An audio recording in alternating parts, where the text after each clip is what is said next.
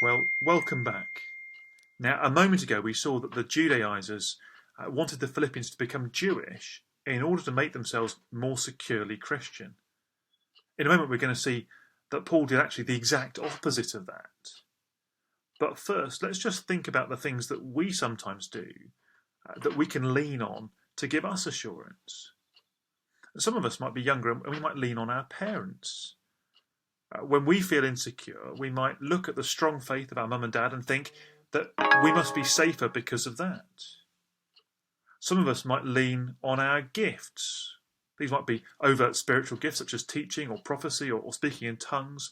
They might be ways of serving in the church like music or welcoming. Sometimes we can be tempted to look at the things we do for God to prove that we're in, can't we?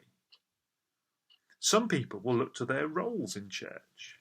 It'd be really easy for John or I, for example, to look at our ordination, the dog collar that we wear, as ministers for God and think we must be more in.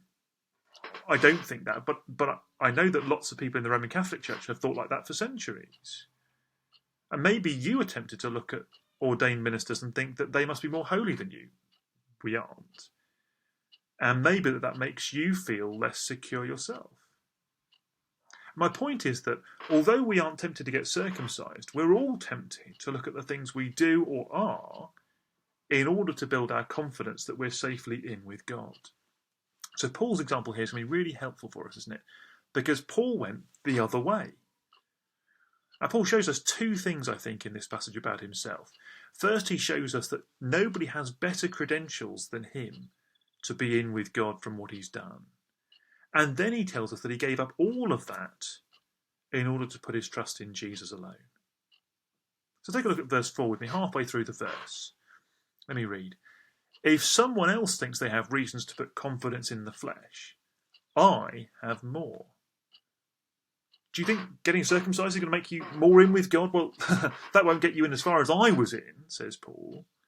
Just consider Paul's Jewish heritage for a moment. Circumcised on the 8th day, of the people of Israel, of the tribe of Benjamin, a Hebrew of Hebrews. See, the Gentiles, even if they convert to Judaism, could never hope to have the ancestry that Paul's got. He was the most Jewish man there was. But it isn't just his ancestry that's flawless. In regard to the law, a Pharisee. Paul was a part of the body of teachers who took the word of God very seriously. And he was an excellent student, having studied under the greatest rabbi of his day. Nobody had a better education than Paul. As for zeal, a persecutor of the church. Did anyone exceed Paul in his effort to promote Judaism? I don't think so. As for righteousness based on the law, faultless. If anyone alive could claim that the things they did brought them nearer to God, it was surely Paul. And yet, in reality, all of these things separated Paul from Christ. He was a persecutor of the church. So long as Paul thought that the things he did and his heritage were enough to get him close to God, they actually kept God at arm's length.